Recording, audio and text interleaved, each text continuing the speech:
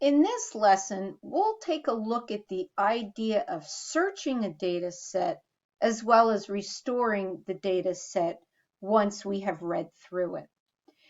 So the first thing we're going to talk about is the idea of a linear search. And so it is the simplest of all searches, as what it's also known as a sequential search, with the idea that it will step through one element at a time looking for a match to see if it exists in the data set. It will stop when the element is found, or the idea that the loop will reach the end of the data set and it did not find a match. So this would be what we consider, though, the simplest of all of them, but I will tell you it is not the most efficient. It's the only one that we'll talk about here in Programming 1. So the first example of an algorithm that allows me to look one at a time. So I'm going to read the data set. So I'm going to read in A, and it's going to read in punt. So this example code is in your handout. It's going to read punt.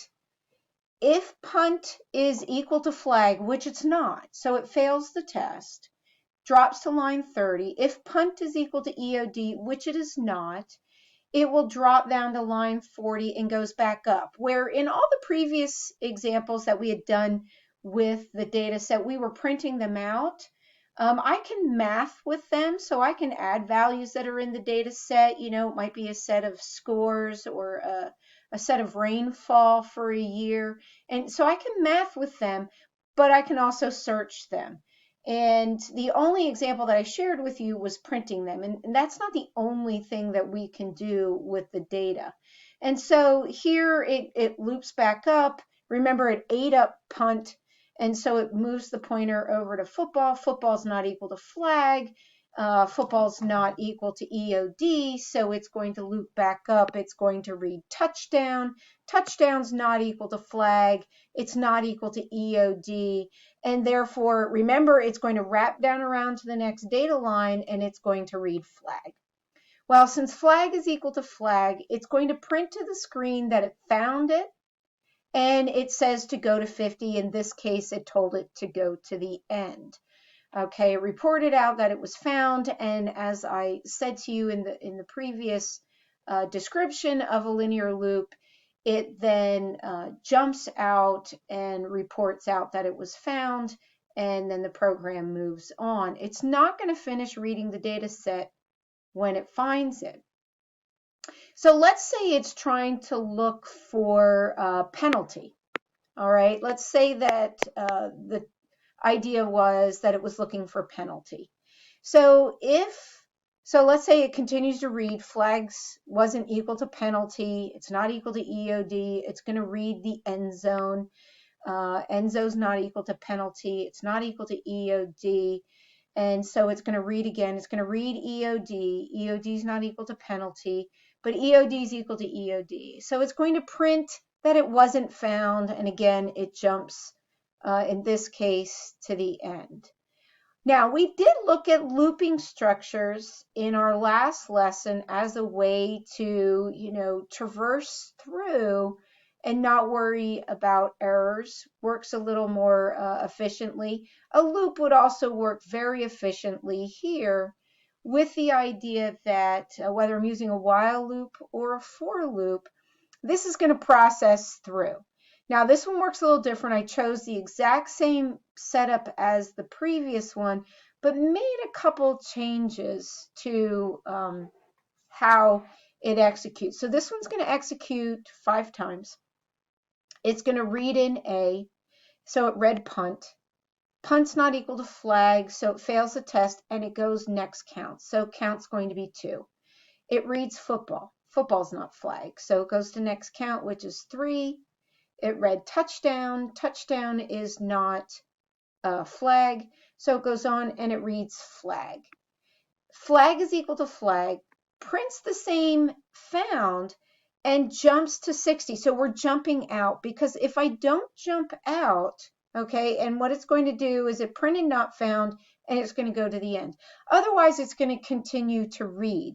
And although, yes, it could do that, it's not going to print found a second time. The problem is that we're wasting time. So that if I find it and I find it within the data set, why keep searching the data set? This is one of the reasons why a linear search is not necessarily the most efficient, because if I'm looking at 10,000 of pieces of data and it's the 10,000th piece of data, I've wasted a lot of time testing for that value. In programming 2, we discuss a different search process that would allow me to eliminate that need to search all 10,000 pieces in the event it's the last piece in the data set. But so the idea here, let's say again, I'm looking for penalty, all right? We know penalty's not in the list. So if this were penalty instead, so it read flag, flag's not equal to penalty, it goes up, it reads end zone. End zone's not equal to penalty. Now, I do have 6 pieces of data here. This is only looping 5 times. It will not read the EOD. Okay, but at no point did the data that I read out of the data line match the value that I'm looking for, in this case, penalty. So it never jumped out of the loop. But because it read 5 times, yes, count's going to terminate it at 6, but it's never going to read the 6th time.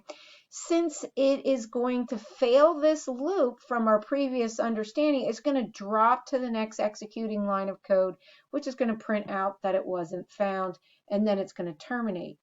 But if you notice, when I did find it, I jumped over the not found option to line 60. Now, line 60 can be the end. It could move on to something else.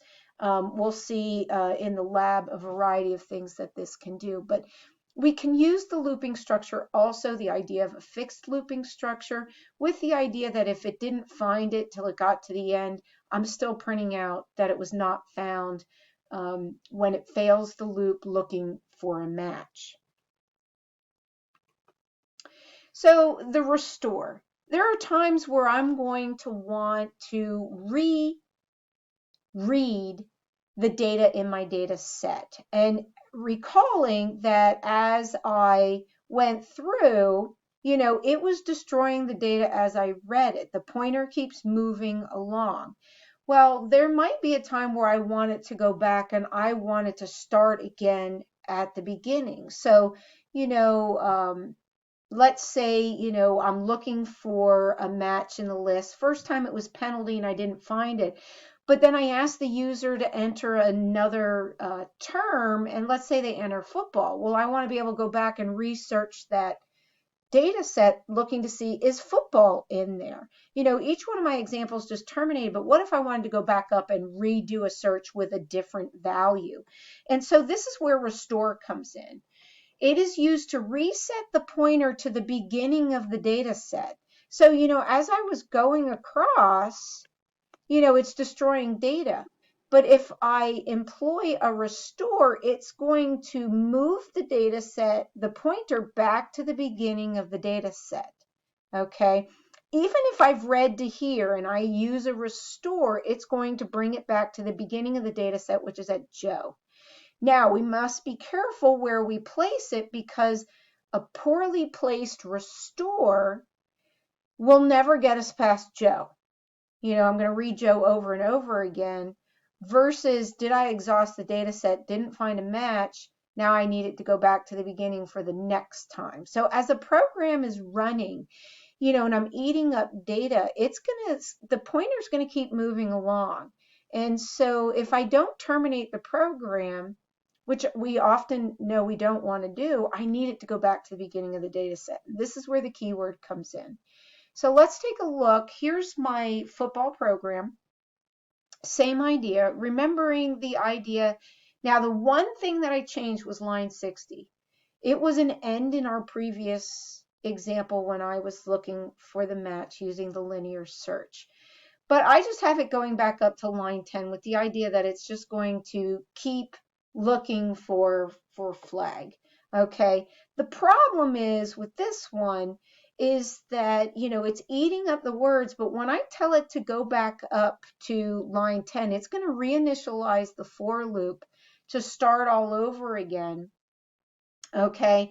And it's going to start reading it all over again. Well, if it continues to read, we're going to end up with an out of data error, because remember that pointer keeps moving across as it's reading. So in order for this to work again, we want it to be able to restore the data. Now, again, I mind you of a poorly placed restore. So let's say I put restore here at line 35. So it's going to come through, it's going to read. So it's going to read punt. Punt's not equal to flag, so it's not going to print found, with the idea it's going to come down and it says restore. Well, what it's going to do is it's going to reset the pointer back to punt. And so next count, it's going to keep reading punt over and over and over again because of the placement of the restore. So we have to be very mindful of where we put the restore. So we want it to be able to read through the entire data set, through punt, through football, through touchdown, before it tells me that it found it or it didn't find it. Okay. And so if I move the restore to somewhere else, now this will work like my original example. This is going to go through 5 times looking for a match. Yes, it finds a match on flag, okay, but it lets me get to flag. It will print, it says to go to, I should have told it to go to 55 in this case. That's an error on my part. It should go to line 55, restore the data, then it will go back up and it will allow me to reinitialize my search. Okay, so you need to be mindful about where the restore goes in your program so that you don't get stuck only ever reading punt, but it allows you to move through the data set. But then once I'm done with what I need for that particular iteration, it will allow it to go back to the beginning. So in this case, I could maybe ask the user to enter football term, and I'll check to see if that term is in the data set.